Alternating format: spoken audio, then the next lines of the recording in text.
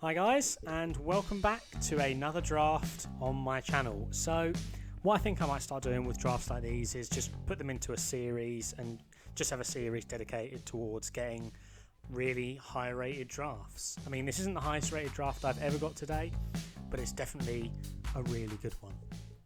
So I'm going to start off by saying thanks to all you guys for subscribing to the channel. We actually just got over 1,000 subscribers, and I mean, my goal was to do that by Christmas, so the fact that I've done it before June is just absolutely incredible. So thank you all for that.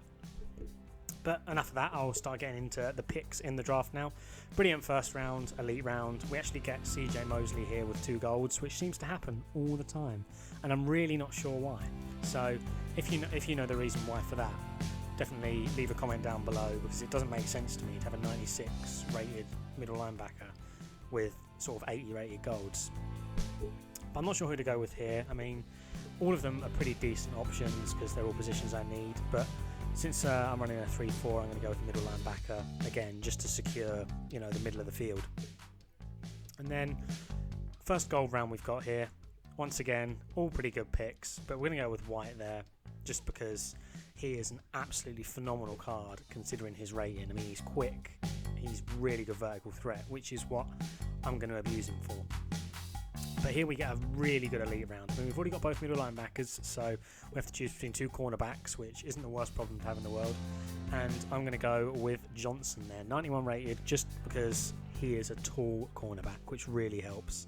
And then, once again, another phenomenal elite round. Thinking about AJ Green, but I mean, we've got 95 cornerback again there, so we've got the cornerback position absolutely on lockdown now. I mean, the amount of interceptions we can get with these guys, just because they'll have my opponent totally locked down, should be incredible. But I haven't got any phenomenal linemen yet. I mean, we've got good right end there, but I think you need 2 linemen in there just to stuff the run or something like that. So we'll get a defensive tackle in there. Another gold round. Once again, all good positions. I mean, the positions we were getting in this draft were always really handy. But I'm going to pick up a tight end there, just so we have more options on offense. And I mean, usually I go for Witten there, but since we haven't got any offensive linemen, I'm just going to get a centre in there just to stop, the big blitzes that are going to come in and give me an extra second or 2 just to get a good read and a good throw off. But another gold round. I mean, the gold rounds were coming out a fair few, but the elite rounds we were getting, when we were getting one, were absolutely incredible. But I'm going to beef up the linebacker position again. And once again, we get a 94 rated with 2 lower gold rated. And I mean, it seems like a no-brainer to me to just go for the right guard there. Build up our line that little bit more. So the right-hand side, I mean, centre and right guard, they're just going to hold it down for most of the game. So hopefully no blitzes will come up the middle. But we've nearly got a full D-line now as well. So, I mean, every position we've got a lot of players in key positions. And we needed a quarterback.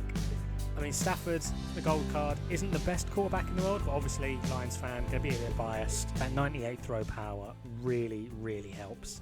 And the second to last pick, we get Team of the Years coming our way. I mean, all positions that, we could benefit from. Ezekiel Ansah, love Ziggy, but not sure who to go with here. I mean, I love Reggie Nelson, and his Team of the Year card is next level. But I'm thinking, we'll get an right outside linebacker there. We can move KJ Wright over to the left linebacker position, and he'll do a good job there. And we needed a running back in the legend round. We actually happened to get one, and I love this Dickerson card. I mean, I hadn't used it before a few weeks ago, and it performs phenomenally well. So we get a pretty high rated draft there. I mean, 85, 83, 84 overall. It's not something to be sniffed at, but I'm going to put a few of the gameplay in this episode. So this guy's starting off with the ball. We're starting off on defense. I mean, I don't usually use 3-4, so I'm trying to get used to it because, I need another dimension to my game. And he's an bomber deep ball, and getting those really good cornerbacks in has already benefited us because second play of the game, lovely interception there. And, we're just going to try and get Dickerson on the ball because, I mean, we didn't have any insane wide receivers. I mean, we had a few good ones, but Dickerson there somehow glitches forward an extra 10 yards, so not going to complain about that. If I was him, I'd be pretty pissed. But I'm just trying to make some good reads, get at least one route completely open and mix it up between, obviously, the run-in and the throw, so this guy doesn't know what's going on. And we get a brilliant block there, and Dickerson, he hasn't got the most speed on his card, but he just seems, I don't know if it's his height or something, but he just seems to run so quickly. And that hit there was absolutely disgusting, like a career ender there. He just absolutely upended him. And he forced a fumble, but unfortunately he picked it up. And annoyingly, drafting those corners didn't help in that position. But, sometimes aggressive catching is just overpowered, and it's just something that you can't deal with. And I was trying to lock everything up there. He had a man wide open. Fair play to him. Good read. And he's working his way into the end zone. I mean, I'm just going to try and use a nice blitz, and luckily, since I was usually in the middle and curled out to the right, that left a lane open. We get a nice sack in there, forcing to 10 yards out. He's going to try a screen. I've got that locked up all day, and it's 4th and goal. He's going to go for it.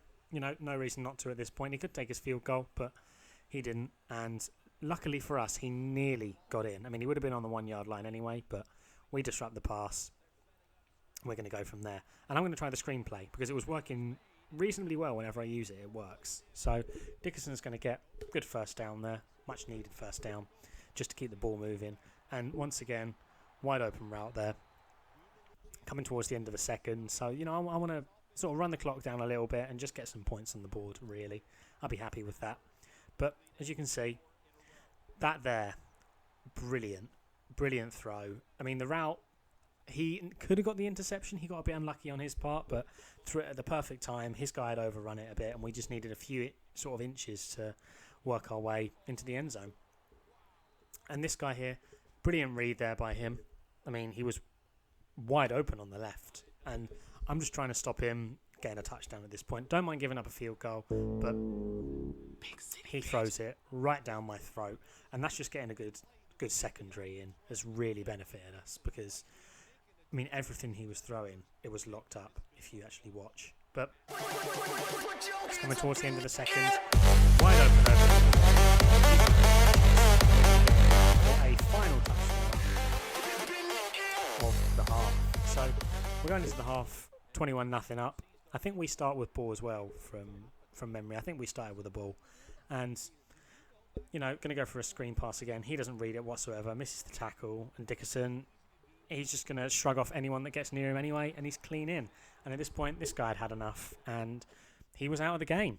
So that's the first win down for this team, and I was loving this team at this point. I mean, I couldn't fault anything. I mean, the offense, Dickerson was making up for the lack of wide receivers. Anytime we were using the wide receivers, they were making plays. And Stafford's throwing, I mean, obviously would love a higher rated card, but it was doing the job. And the second guy didn't want anything to do with us, so he was instantly out of there. So moving into the next game, this guy here gets our D-line was just getting sack after sack this game, and we forced a turnover. I'm just going to try and make him jump. I mean, we forced a turnover on the goal line because he went for it on 4th, but we're just going to fall back dive in. No reason to overcomplicate it. And, we're going to get 7-0 lead pretty early on, which is really what we needed. And I thought he was going to run it there. I thought he was just going to try and get the inches. Fair play to him for going for play action. Fooled me and obviously fooled the team. He gets a nice little curl route to the left-hand side open and gets in. And falling for the play action was something I kept doing, but that should have been an interception there. I don't get how things like that aren't interceptions. It was a brilliant little, knockout of the wide receiver's hands, and our guy just couldn't make the play, which is annoying. But luckily he goes 4th and 10, and he goes for a sort of a route that was never gonna get a first down, like an under route, and I don't know why. But maybe he had an idea in mind. And Dickerson, I was just abusing him as much as possible because I don't get to use sort of elite running backs too often, because in my other series at the moment I've just sort of put the elite Ezekiel Elliott into the team, and he's something like Dickerson, so you just abuse them exactly where you can because they are absolutely phenomenal cards and they break so many tackles. But Dickerson once again gets a nice block. He tries to jump but misses it, and we go 14-0 up. So at this point I'm feeling pretty comfortable. I mean, still a lot of the game left, so he can still make plays. I do a stupid hit stick there, totally miss it. He gets the first down, something I really didn't want. But play action, that was kind of obvious, that one, but I put him under a lot of pressure. He launches it deep, and we get a great interception.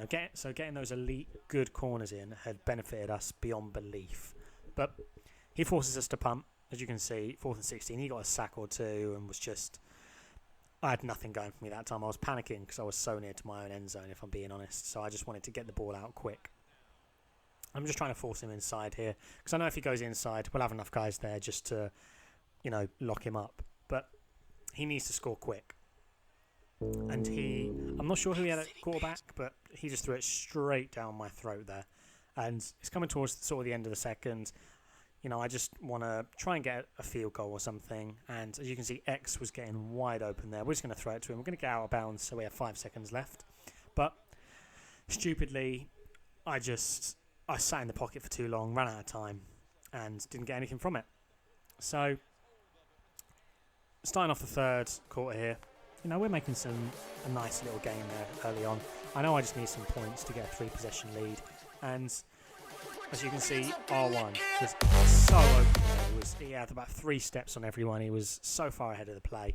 This guy could do nothing to catch up to him. And we get a nice touchdown there. And once again, I don't know if he was just making bad reads or he had an awful quarterback, but he was throwing to my cornerbacks more than he was throwing to his receivers. I don't know if I'll show the stats at the end of the game, but you'll see. But once again, we have someone wide open. I'm trying to sort of work my routes a little bit better on my receivers now, so one person's going to be open because the cornerback will follow one and leave the other one open. But we get, once again, another pick, and it's a pick 6. So it's always good to get one of them. It really, if you get a pick 6 against you, that's your head gone in the game, I think, especially at this point. There was no chance of him coming back. We go for a hit stick there to try and get a forced fumble. I just wanted to get the ball back, so I was just making, stupid decisions here and there. And he made a good pass there, so he obviously wasn't an awful player. He was just, I think he needed a better quarterback. But, he got kicked from the game here for excessive griefing, so we ended up winning the game. But that's the end of this episode. So if you guys have enjoyed the episode, smash a like on the like button, subscribe if you're new, comment down below on what you think of the series idea and whether you want to see more. And I'll see you guys soon in another video.